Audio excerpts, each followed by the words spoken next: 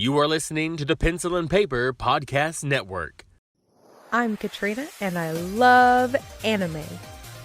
I'm Steven, and I'm aware of anime. But what if that affection could rub off? Perhaps that excitement in her eyes got me curious. I could offer up some solid anime. I could give them a watch, just to see what all the fuss is about. And maybe, just maybe, I could learn to love anime too. Welcome to Inspired by a Weeaboo. Hello, everyone, and welcome back to Inspired by a Weeaboo. I'm your host, Katrina, and with me is my husband, Steven. Hello. We just finished episode 44 of Fullmetal Alchemist, the episode I've been waiting for. All right, Steven, what did you think? I'm so confused. I just wanted to keep watching because, like, what is happening? Because things that happened, I expected to happen, and then they threw some more twists and turns. And I'm like, you don't have many more twists and turns left. You know? The show's almost over, and you're throwing more twists and turns at me. So, where to begin? So yeah, we start with Lyra and Rose walking through some old catacombs or some whatever in the hell, and Lyra was just talking about what the place was, that it used to be part of some other religion, like way back when. And as they get to the bottom, or wherever they were heading, we see sloth and wrath and gluttony and lust waiting down below for Lyra, apparently. Because this is their master. Yep. And I did not see that one coming. I was like, all right. So that was twist number one. And we cut back to Mustang berating Ed Now for not trusting him and coming to him. And there was a moment in this scene here where I finally feel like that I had a little bit of justification in something I had argued previously in an episode, is that Mustang didn't seem to know that Bradley was a homunculi, even though you insisted he did. I misremembered. Yeah, because he was I just remembered shocked. the episode where he literally gets threatened by Fear Bradley, and they bring him into the council room, and he realizes that all of the big military people are up and are all a part of all of the shit that's going on. And then, the fact that he took Hawkeye in as his assistant or whatever to get her away from Mustang because he knows Mustang cares about her, basically threatening Mustang with Hawkeye's life.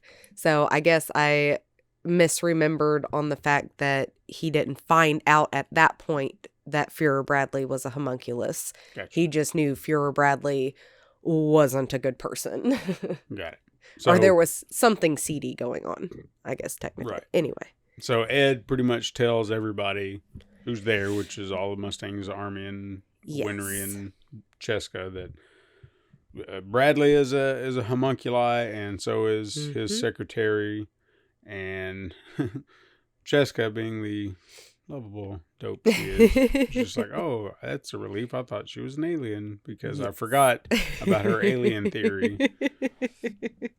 I love Cheska so much. But now that they all have this information, they, I guess, try to regroup and try to figure out what they're going to do. But there is also kind of a moment where they have Ed and Mustang kind of have a moment where they're kind of butting heads about everything, and they don't want to tell them about the Al. Philosopher's Stone. Yeah, and what has happened there. Yeah. So, I mean, can't really blame him for it, because while I don't think that they would obviously use Al, I feel like it would be one of those, maybe scared of what they would think in general. Because they all know, obviously, how the Philosopher's Stone is created. Right. So, knowing that this child literally has thousands of souls inside of his armor that created this Philosopher's Stone inside of him would be kind of, fucked up. But also, I think Ed is scared of, again, using Al as the Philosopher's Stone. Because what happens to Al if Edward uses the Philosopher's Stone? Right. So it's like they've literally obtained the thing that they have spent this entire show looking for, and then it's all for naught because he can't use it without knowing what's going to happen to his little brother. Right.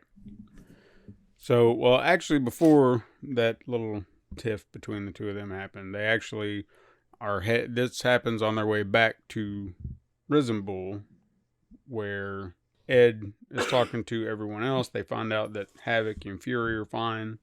They'd already been kind of sent back, which, Ed apologized, but they just glad to know that they're not seriously harmed. Yeah. And then I think it was Hawkeye mentioned something about the pocket watch, that Ed doesn't have his pocket watch anymore. Yes, she notices it's not hanging by his waist. And she makes mentions like, hey, I see you're taking your watch off, and I guess you're retired now. Yeah. And Ed's like, no, I didn't take it off. I gave it to Archer because he said he needed it for something. And then everyone kind of perked up and was like, wait, what? And then they mentioned that Archer had given it back to Al to give back to him. And then that's where they kind of explain all the goings on that kind of happened that possibly destroyed or did destroy the watch and the stones. And Mustang even mentions, that he'd been amplifying stuff, that this is all Archer's work. Yep. Ever since that he knew the military did this. He knew that the military would amplify the alchemists and everything because they obviously did it during the Ishinball War. And as Mustang is explaining all this is what triggers Ed, because he gets mad that, he's withheld all this information and knowing full well that what they've been after, and pretty much the culmination of everything that's been going on, knowing that they've been after the Philosopher's Stone, knowing what it takes to make it and create it and all this other shit. It was just pretty much Ed's pissed that he hasn't said anything up to this point. And Al tries to intervene, and this causes Al to, like, Ed and Al touch. This triggers like another transmutation, I guess. Kind of knocks Al back into the water stream. It's not really a river, though, is it? No, they call it a river, but if anything, like it's one. I mean, it is deep, which we find out that obviously it's deep. But when it's kind of like when you're looking at it kind of far back, or even when they're kind of beside it, it almost looks like a stream. Yeah. But I think it's because I'm trying to think of how to explain it. It's almost like it was a river at one time, like a, good sized river at one time.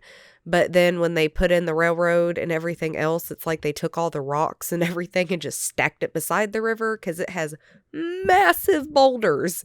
I have never seen rocks that size by a dang riverbank. But then again, it's up in a mountain. So, I mean, I've never been in a river up in a mountain. So I don't know. Maybe there are rocks that size, but regardless. Yeah. So Al falls back into the water, into the river, and yes, they immediately panic because of his blood seal. Yes, but then everybody panics. He leaps out of the water, all angelic and glowy. It's like one of the best little scenes ever because, Edward obviously is running towards the water and he's screaming, Al! And then Al just leaps up and he's like, I'm here! So clearly he's fine. Yes. They all start to wonder, like, what's happening here? And obviously it's because of the Philosopher's Stone. Mm-hmm. So they try to quietly talk about it, but not say anything, even though at the whisper volume he said, I would have heard that. Freaking right. Yeah. They weren't whispering. Yeah. All those people were standing within a foot of them. Yeah. Those boys were not whispering. And when he took off his dang helmet, they also saw the glowing red light. Like, come on. So they cover it up somehow and start heading back. And on their way back, they run into the one sergeant whose name Can never remember his name. They even said it. It was something like Ross. Was it Ross? No, Ross is the woman that he's in love with. Well, anyway, whoever that guy is, he's all pouty and stuff, just walking away like. And when they run into him, they're just like, "Hey, what's wrong?" And she's like, like just mumbling about nonsense. And they cut to everyone looking over a rock wall at the automail shop, and Hohenheim is talking to Lieutenant Ross in a very flirty manner, and everyone's like, I wonder who that is. I wonder what's going on. And Al is like, hey, he looks familiar. Ed? And Ed's gone. And they look off into the field, and he's like mad dashing straight toward the automail shop. And then next thing you know, he is punching his father square in the face. And then they, this obviously Al realizes who it is. So he runs up and he's like, I probably don't know who I am. And he knew immediately. He's like, you're Al. And then Ed looks back up at him and says, well, do you still hate milk? And I guess it was just trying to be, like, hey, I remember my sons. And obviously Ed, if we haven't mentioned it in a while, and it hasn't really been brought up in a while, but the Ed being short thing, or just being little, that was the trigger point, because he's like, well, you think I don't drink milk, I'm not going to grow big and strong? Why? And so he kicks him in the face, or in the stomach. I don't know. But, yeah, he has a lot of resentment for his dad, obviously.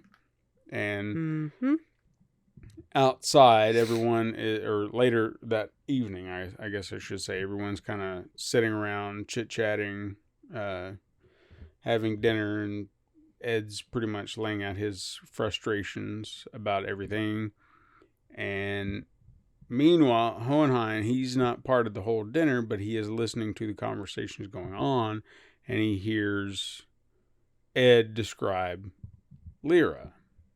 And there's something about what he's explaining, the smell of a perfume that he said he smelled on his father. He said there's just, I don't know, it triggers something in him, but he doesn't. I think the one thing that he does, that it's like the dog is kind of sitting next to him, and he like grabs it really hard. Well, Hohenheim, scrubs Winry's dog's mechanical leg, but the part that made him grab the mechanical leg was when Edward mentioned Lyra and Dante. And so he gets like startled, and he's not sitting inside the house. For anybody who hasn't seen this or anything, he's not sitting inside the house. Their father is sitting outside, just kind of listening, petting Winry's dog. And then, they start talking about the perfume and how Hohenheim smells like these flowers, and says that, Edward says he hates the smell. He remembers smelling it all through when he was a kid, and even after his father left, he could smell it through the house. And that that Lyra smelled like him. And then when he said Lyra and the, woman Dante, it was at the mention of Dante that Hohenheim reacted. So, remind me. I know the character Dante, but just refresh my memory, because I was like, I was trying to pull it. She is teacher's teacher. Got it. She's the little All old right. lady that got split in half like a dang, I don't know what the hell you would get. Yeah, sure, a banana. Okay, so yeah, teacher's teacher. So I was trying to teacher's remember teacher. who Greed, she was. the one who created greed. Got it. Mm-hmm. And he's the one that murdered her. Supposedly, yes. Oh, just stick with it. Yeah. Anyway, Mustang chats with Hohenheim about the Fuhrer and pretty much that he is married and has a kid, and he had seen pictures of him before. Mm-hmm. And Hohenheim reveals that, homunculi don't normally possess human shapes when they're born, and they have to be fed human lives through the red stones to gain it, and that the Fuhrer can likely change his appearance to make it look like he ages normally. He also reveals that it's likely that the kid he had was adopted because homunculi cannot reproduce. Yep. So Hohenheim mentions another laboratory having produced stones, and someone is possibly raising them, teaching them, and doing all this stuff to help them since they can't perform alchemy. And Al shows up during this conversation, asks why they can't, and Hohenheim says it's because they appear on the other side of the gate. Well, they come from the other side of the gate. Yeah, come from the other side. Yes. Ed shows up and pretty much starts shutting all this down. Like, he doesn't want to hear about it. He doesn't want to talk to anybody about it because obviously the resentment he has. And instead, when he tries to yank Al, says, "Come on, we're leaving now." Al's like, "No, I'm staying right here." So he goes with Hohenheim for the night, and seems like he asks him 20 questions, throughout the evening until he passes out.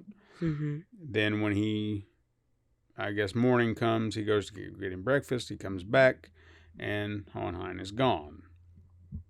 Obviously, Ed's just like, well, yeah, I'm not surprised because of that. Yeah.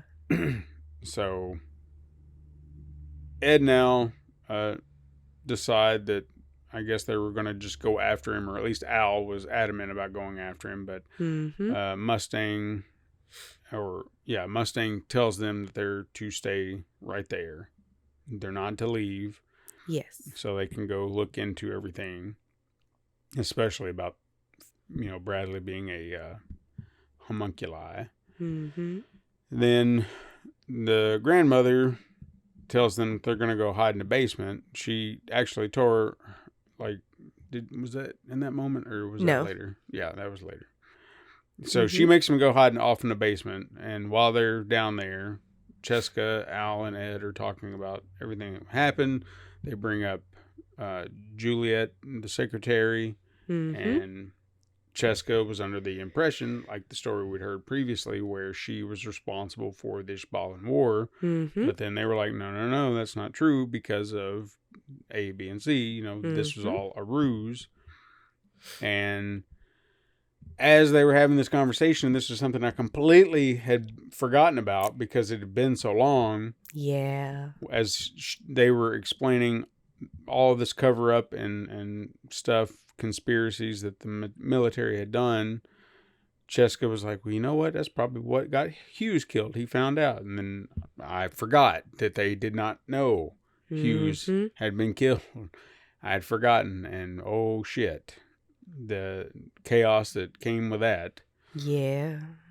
So they prepare to go after Mustang and pretty much chew his ass out for not saying anything. Yeah, for keeping him in the dark this entire time.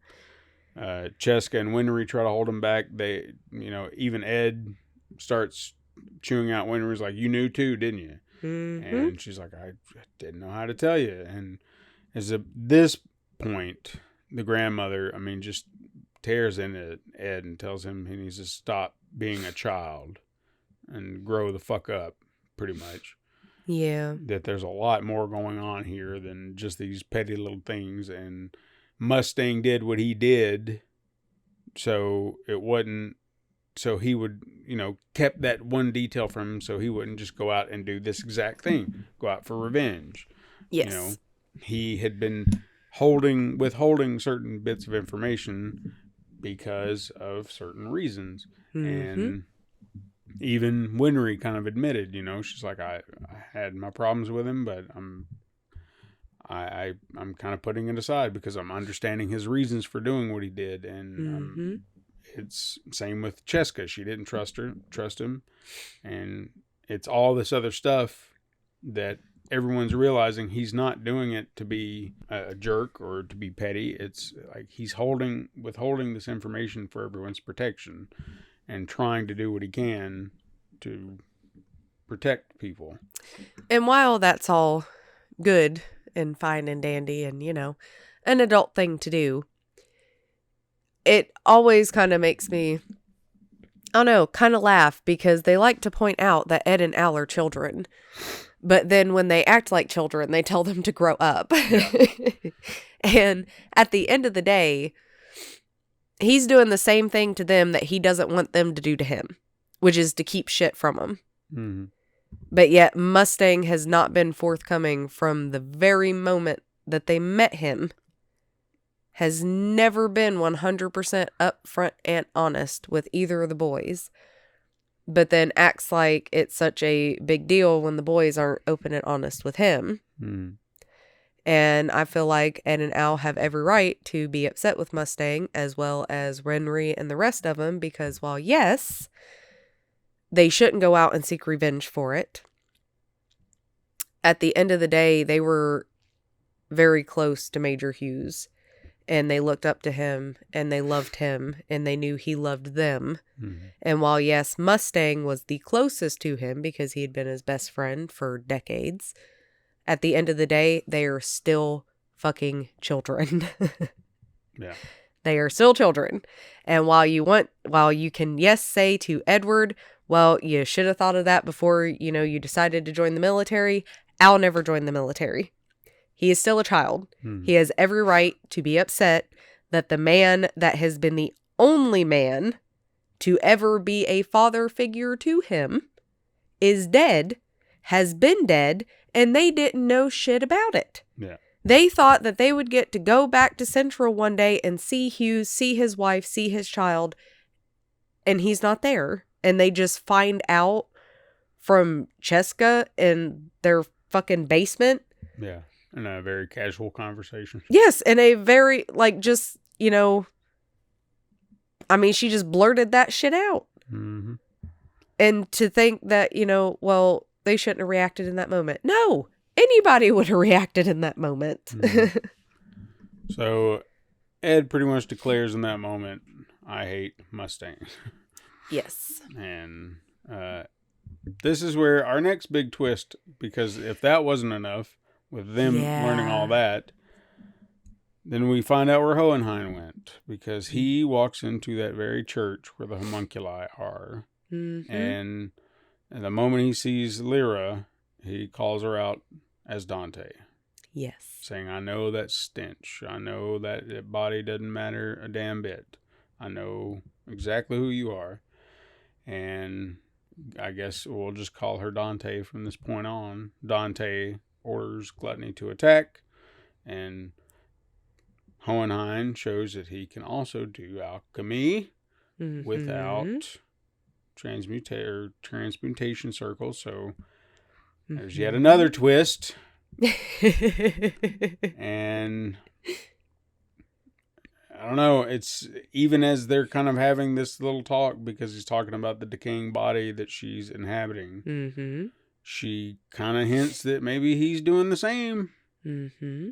So they don't really go too deep into it other than just kind of throwing accusations at one another and just kind of having a standoff. But they're implying a lot about their dad right now. And I don't know what to do, because he just said homunculi can't do alchemy, but he can do alchemy. So I don't know. That confused Well, the shit out of me. But don't tell me. No, Don't tell me. I won't. So, but it was an interesting face-off, and I'm really interested to see where it goes from there. But then to finish everything out, because we weren't being twisted enough, we go back to Risenbull, and they're all talking about, I guess, what they're going to do. And Ed happens to be at his mother's grave, digging it up, going after a weapon. In a sense, yes, a weapon. Because, I mean, what other reason would he have to dig up his mom's grave other than to get something that would at least take care of Sloth? Mm-hmm. But what is a homunculi's weakness, Stephen? Something of their body. Mm-hmm. So he's just going to go get her head? No. Her hand? I'm pretty sure she was cremated, so it would be ashes. No. Okay. Well, possibly, if she wasn't cremated, then hair. But yeah, anything that was part of their body that makes them remember, that they are not human is their weakness. So that was Ed's entire reason for going back to Risenbull, because he knew to take out Sloth, he would have to have something of his mother's. So we pretty much end the episode with him digging up his mom's grave. And apologizing. But the Hohenheim thing, man, I mean, it was bad enough just finally getting to meet him, but now there's all this other stuff involved. And I knew there would have to be something big for him just not to be there. Uh-huh. And that's why I thought he was the leader of the homunculi, or the master they mentioned. But while he might not be, he's got to be something else, because clearly they said something about his body being at its limit. And he even told Dante, I want you to leave my boys alone for all your sick, twisted, whatever you need. It's like, whatever else you want to do is fine, but you leave my boys alone. And it's just, oh my God, we got to go forward. I gotta know. And I really can't wait to see how your jaw's going to drop when we watch Brotherhood. Okay. Because again, like, Hohenheim is not a bad person, even in Brotherhood. However, there is a character that you're just going to be like, the fuck? Okay. And it just makes me laugh. And you're going to get it as soon as we watch Brotherhood. All right. Okay. Well, I think we should move on to the next episode. What do you think? That's I got to, because I want to know. I need answers.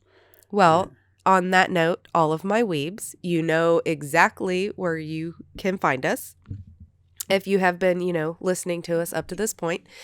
And, well, if you haven't and you just decided to listen to this episode, I guess you're going to have to go back and listen to another one so you can find out where you can find us. Yeah. Because, I mean, we've said it at least. What are we on? 44? So at least 43 times. Yeah, at least. And that's just for this season. So, again, you should know where to find us. And we love all of you. And on that note, my weebs, we will see you next time.